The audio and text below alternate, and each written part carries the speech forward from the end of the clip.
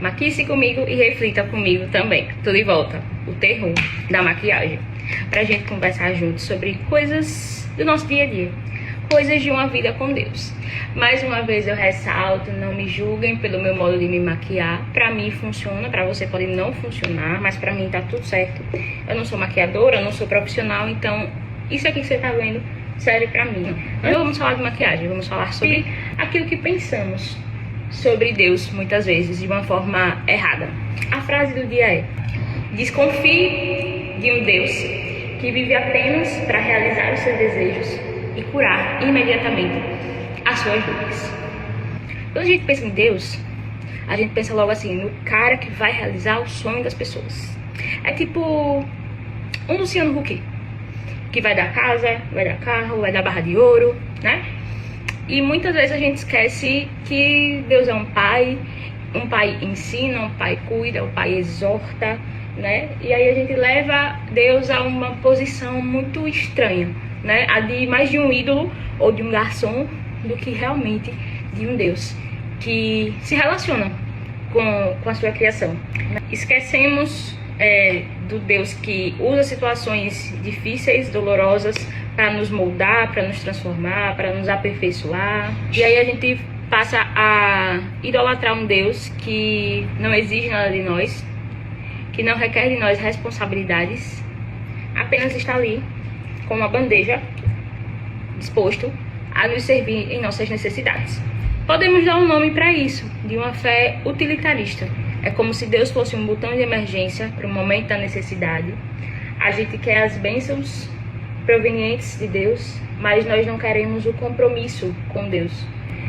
Muitas vezes a gente tá ali para receber, mas a entrega é muito pouco, quase nada. Às vezes a gente custa perceber que existem dores que precisam ser sentidas e que, portanto, não serão eliminadas. A Bíblia, ela pode refutar essa ideia, né, do Deus utilitário, do Deus que tá ali apenas para me servir. Lá em Tiago, capítulo 4, versículo 3, diz que pedis e não recebeis, porque pedis mal. Quando é que a gente pede mal? É o momento que a gente pede apenas para satisfazer os nossos desejos, as nossas necessidades. É um pedido que olha apenas para si mesmo, que não olha para o outro. Já quando a dor chega, a gente passou da fase do pedido e aí chegou a dor. E aí a gente fica, ai, eu não aguento, Senhor, tira essa dor de mim, tá insuportável. A gente foca apenas no insuportável e esquece que ele é o nosso suporte para os momentos mais dolorosos, para os momentos mais difíceis, né? Para os momentos de aflição. A gente só quer se livrar da dor. Mas será que aquela dor não tá vindo para gerar algo de bom dentro da gente, né? Ninguém quer sentir dor. Obviamente eu não quero sentir dor, você não quer sentir dor, ninguém quer sentir dor. Mas existem dores, como diz meu pastor, que precisam ser sentidas, né? Para gerar alguma transformação dentro da gente. Talvez eu tenha um coração muito duro e aquele momento doloroso vem para fazer com que meu coração amoleça. Lá no livro de Salmos, capítulo 119, versículo 71, o salmista diz assim: foi bom ter sido afligido, para que eu aprendesse os teus decretos. Então isso deixa bem claro que a dor, embora doa, embora seja ruim, muitas vezes ela é necessária para gerar algo em nós. Talvez para gerar uma dependência em Deus e não em nós mesmos, né? Porque muitas vezes a gente é muito autodependente. Tudo tem que sair exatamente do jeito que foi planejado, programado.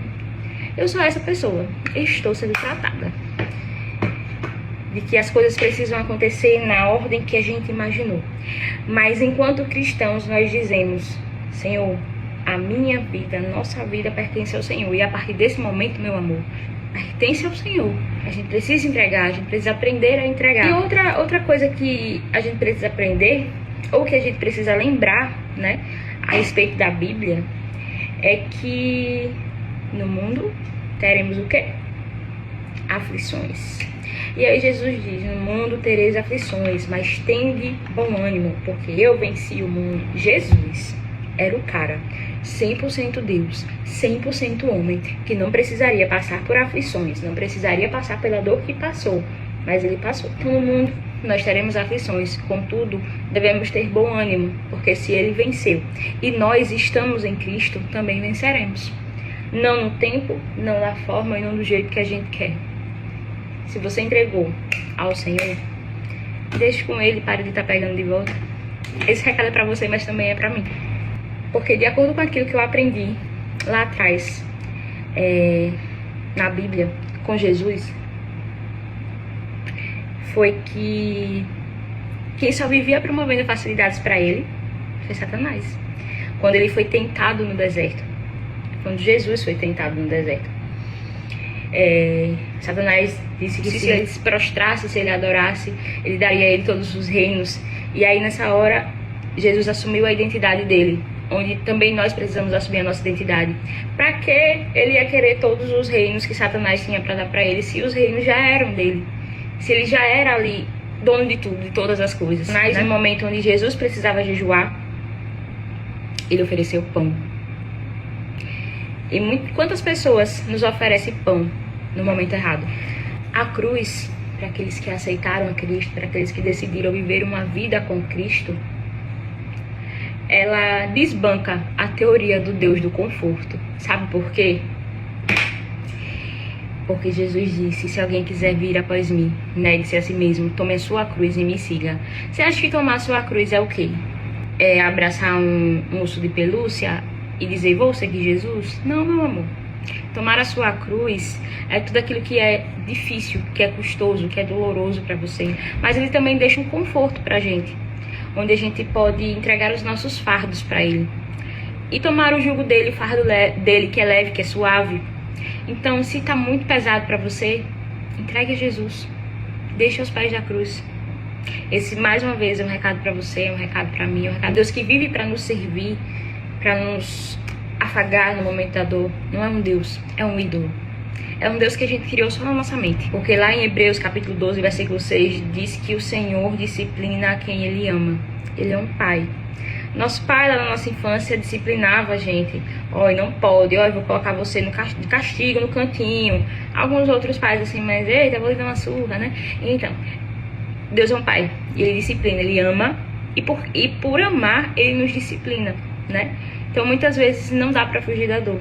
E parece que quanto mais a gente foge da dor que a gente precisa sentir, aí vem outra palacada e tome de novo. Você vai sentir de novo, vai sentir mais um pouquinho, porque aquilo que eu queria realizar em você, a boa obra que eu queria iniciar em você, ela precisa ser completa. Isso está na Bíblia também. Lá no livro de Filipenses, capítulo 1, versículo 6, Paulo fala sobre isso. Que ele estava plenamente convencido de que aquele que começou a boa obra irá concluir essa obra que foi iniciada. Então Deus iniciou uma obra nas nossas vidas e nós precisamos deixar que o construtor, que é a pedra angular, avance com essa obra, né? E com isso a gente pode entender que Deus, ele não começa realizando os nossos sonhos. Ele começa tratando o nosso coração. Ele começa, como diz meu pastor, frustrando os nossos sonhos com segurança, para que a gente aprenda a sonhar os sonhos dele, para que a gente aprenda a querer aquilo que Deus quer, né? Porque o coração do homem é enganoso. Lá atrás a gente falou sobre o pedir e pedir mal. E sobre a obra, essa obra que Paulo fala, que começou a boa obra. Quando eu era criança, eu amava acompanhar pai nas reformas de casa, na obra.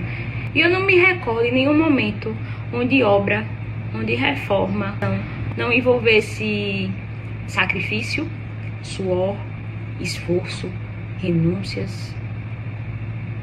Se você já viu alguma obra que não envolva isso, deixa aqui nos comentários o seu registro, porque eu preciso saber. Construção de casa, bagunça, poeira, cansaço, estresse, tempo, né? Que uma obra ela não acontece da noite pro dia. O milagre, ele não é instantâneo, ele não é um miojo. É uma formação no mundo espiritual que demanda tempo, exige esforços, assim como numa construção de uma casa, né? Muitas vezes a gente acaba sendo o nosso próprio Deus. Porque como a gente não quer muito se relacionar com Ele, a gente só quer o benefício. E aí o diabo quer nos manter presos a essa convicção. Ele vai ser muito bom com você. Ele vai te ajudar bastante a permanecer longe do Senhor. ele vai te ajudar bastante para que você se torne cada vez mais escravo. Felizmente ou infelizmente, a obra que é feita em nós, por Deus, ela não é feita sem dor. Nos foi concedido por amor a Cristo, não apenas crer nele, mas também sofrer por ele. Essa semana eu estava conversando com minha amiga e a gente estava refletindo no quão difícil é ser parecido com Jesus, né? Jesus é o cara, ele suportou tudo o que suportou. E no final ele teve a coragem de dar a vida por todos aqueles que estavam ali. Crucifica-o, tem que morrer, tem que morrer. É difícil, né? E por fim, eu não tô aqui pra dizer que Deus não é bom ou que Deus não é abençoador, porque Ele é. Mas assim como Ele é bondade, Ele também é justiça. E antes de entregar bênçãos na mão dos seus filhos, de confiar algo na mão dos seus filhos, Ele prepara. Ele trabalha o nosso interior. Ele é garantidor de bênçãos, mas Ele também antes é garantidor de transformações. E as transformações não acontecem aqui fora, acontecem aqui dentro, para depois aqui fora. Depois aqui fora, para as coisas que serão vistas por outras pessoas. Mas antes é só você e Deus. E esse processo você não pode pular. Então, apague da sua mente a ideia de um Deus que só te abençoa, ou que só deve te abençoar, porque Deus vai muito além disso. Se essa mensagem ela foi útil para você, curta. E se você acredita que essa mensagem é muito importante para outras pessoas também ouvirem e aprenderem um pouco mais, compartilhe com elas. Se não quiser compartilhar o vídeo, tá tudo bem. Compartilhe pelo menos a mensagem e seja um instrumento do Senhor na vida de outras pessoas, assim como alguém um dia foi um instrumento do Senhor na sua vida. Graças e paz.